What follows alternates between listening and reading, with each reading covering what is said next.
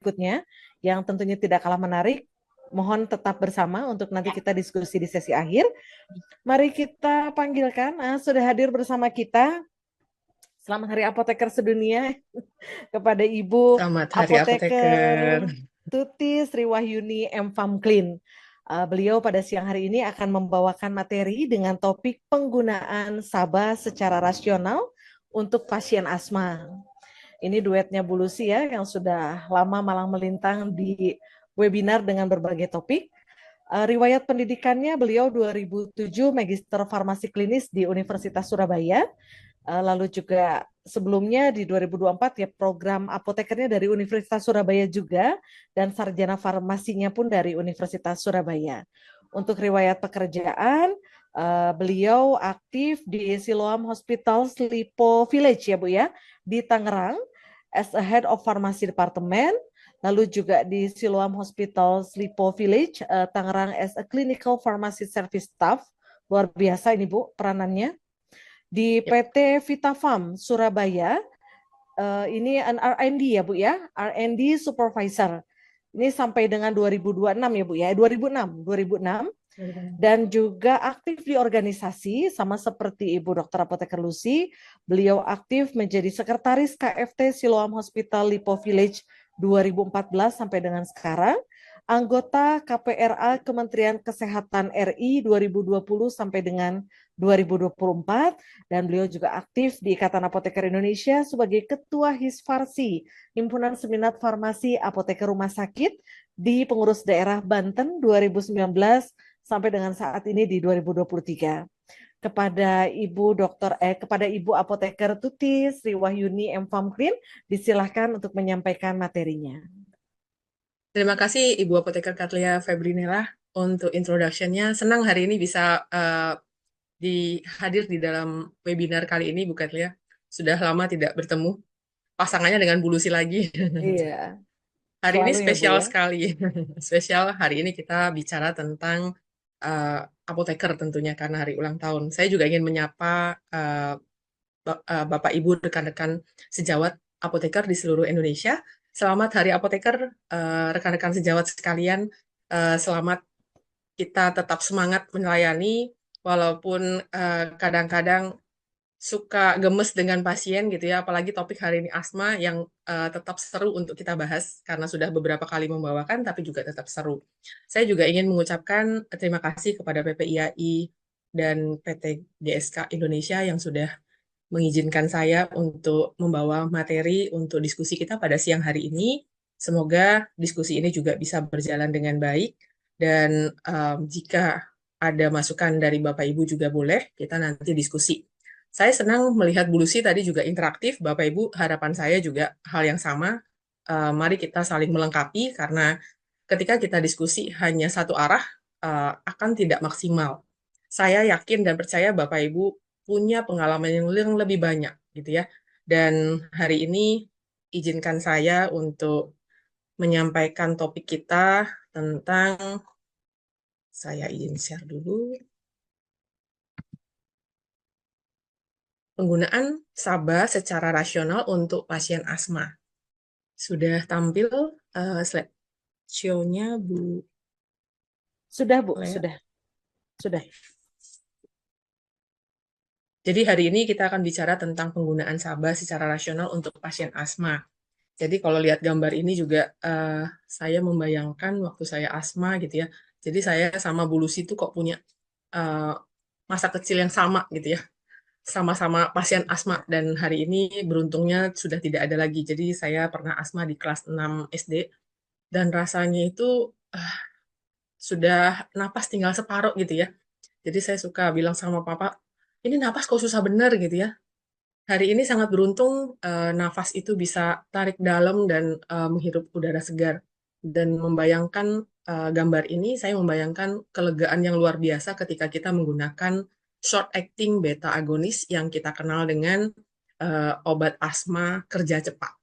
Mungkin yang di sini Bapak Ibu ada yang tahu nggak SABA yang ada di apotek Bapak Ibu mungkin yang ada di rumah sakit? Sabanya apa ya? Yang ada di toko masing-masing gitu ya. Boleh Bapak Ibu di kolom chat kalau ada yang tahu SABA itu apa sih contohnya. Oke, ada yang sebutkan Ventolin. Oke, salbutamol, Ventolin. Udah tahu karena sponsornya GSK ya, Bapak Ibu. Bukan maksudnya untuk ke arah sana gitu ya, tapi kita pengen tahu aja. Saba itu apa sih gitu ya. Kita belajar lagi. Ventolin memang satu-satunya saat ini Saba yang ada di Indonesia yang ada sediaannya menurut saya. Karena yang lainnya itu laba. Ada formoterol, ada vilanterol, ada olondaterol, semua laba. Yang Saba itu satu-satunya eh, salbutamol. Jadi salbutamol mungkin di Indonesia juga banyak merek yang lain yang bisa digunakan juga, mungkin yang masuk di e-katalog juga banyak kita bisa menggunakan. Baik, terima kasih Bapak Ibu yang sudah merespon. Jadi topik kita hari ini sebenarnya ingin berdiskusi tentang apa saja. Tujuan kita di akhir sesi kita pada sore hari ini, kita ingin mengetahui tentang pengobatan atau tata laksana, tujuan pengobatan dan tata laksana penyakit asma. Bagaimana cara menilai kontrol asma? Kadang-kadang kita bingung, kontrol asma itu kapan kita bilang asmanya udah baik gitu ya? Kapan kita bilang ini asmanya memburuk gitu? Nah, kita nanti bersama-sama melihat apa yang bisa kita lakukan. Kemudian yang kedua, kita ingin menilai tingkat keparahan eksaserbasi asma atau kekambuhan pada pasien asma dan bagaimana penanganan pada eksaserbasi. Yang lebih banyak nanti kita mengulas tentang short acting beta 2 agonis, peranannya dan dalam tata laksana asma. Karena terakhir yang kita dapatkan dari update GINA 2024 itu juga kita melihat SABA terlalu banyak ternyata meningkatkan resiko mortalitas. Mungkin itu yang kita mau bahas pada sore hari ini. Lalu outline kita akan masuk sedikit tentang apa itu asma. Tadi sudah dijelaskan Bu Lucy Noviani juga. Asma itu apa dan faktor resikonya apa, penyebabnya apa. Di sini kita uh, jelaskan yang lain dari selain yang dijelaskan Bu Lucy ya. Kita cepat aja untuk hal yang sama. Kemudian bagaimana jika terjadi kekambuhan? Apa yang kita lakukan sebagai seorang apoteker dan kapan kita merefer ke spesialis? Lalu apa peranan Saba dalam manajemen asma? Jadi sebenarnya poinnya cuma tiga. Mudah-mudahan ini kita bisa cepat saja dan kita langsung mulai dengan apa itu asma. Kalau melihat gambar ini pasti Bapak Ibu juga sudah sering melihat dan kita sering membahas asma. Bagaimana rasa asma itu tidak nyaman, sesak gitu ya, yang terjadi di dalam paru-paru gitu ya, di otot polos pembuluh darah yang mengalirkan oksigen ke paru-paru. Yang terjadi adalah dinding meradang dan menebal. Ini terjadi peradangan karena apa? Karena faktor eksternal, faktor internal gitu ya.